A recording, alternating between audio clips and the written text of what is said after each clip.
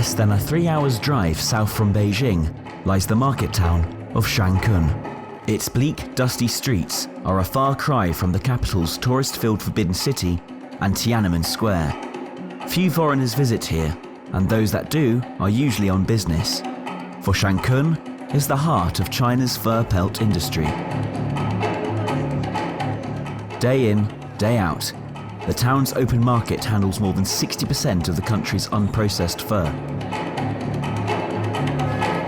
It's a national industry that provides work for millions of people.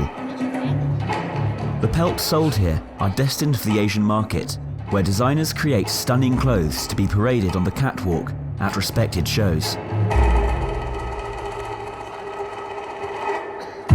But behind the glamour is a story of calculated deceit, a fraud that's come to haunt the worldwide fur trade, a lie that's become a truth. It began when 2 local men were duped into making a shocking video. These 2 fur workers were paid handsomely by a couple posing as tourists to illegally skin an animal alive. The footage went viral on the internet with more than 2 million hits. The video is too distressing to show at any length, but it grabbed headlines around the world. Now, for the first time, after a lengthy investigation, the truth of what happened that day can be told.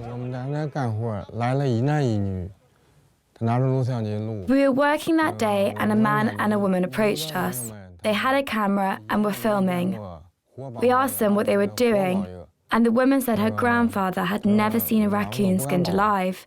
She asked if I would do it, and she'd like to film me doing so. I told her we can't do that because the animal might bite us. She said she'd buy us a good lunch or give us a few hundred yuan to buy our own. After we'd finished the skinning, we felt uncomfortable. It was cruel for the animal. Even now, after so many years, every time I think about what we did, it makes me uncomfortable.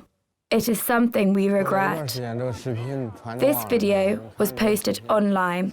When we saw the video, we felt unwell, realizing that we had been used by these people. I worked in the skinning area for about 2 years. We'd never skinned an animal alive, and I'd never seen anyone skin an animal alive. When they came to us, they enticed us to make this video, and it has badly affected the fur market. We really hate them. They are fake animal protesters.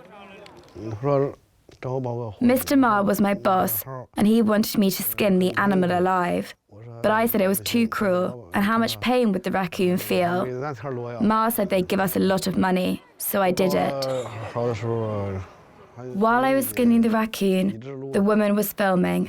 The man went to another stall and was also filming. After a while, Ma came to me and showed me the video and said, "We have been used by these people."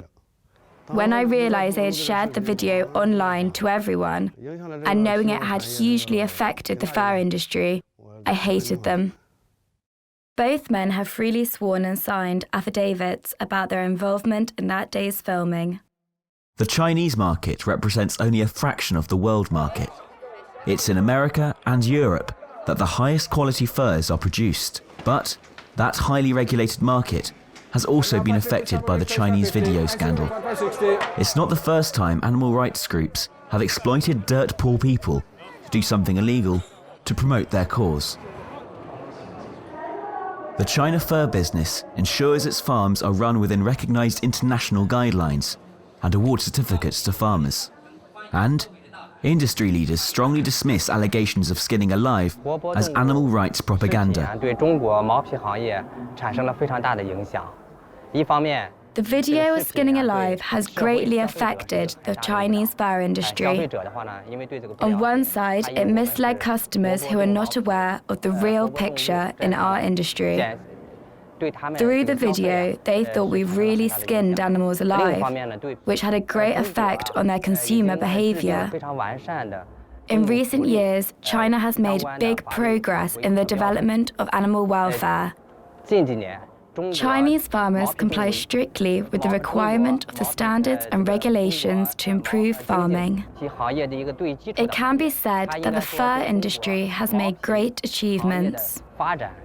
The farming business greatly contributes to social stability and increasing people's wealth. The Far East market is working hard to improve its image, and those all-important benchmarks are monitored by the International Fur Federation.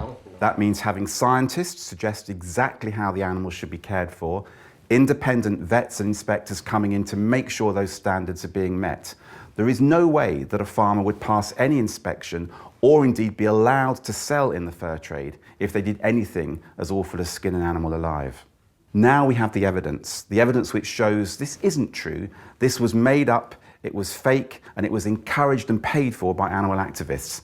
I think it's appalling that this film has been allowed to be shown so many times. It's affected the real fur industry, and I'm glad that we're able to now expose it for the myth that it is. For years, that myth has blighted the worldwide fur industry. It's a falsehood that's now been corrected, thanks to the confessions of these two men.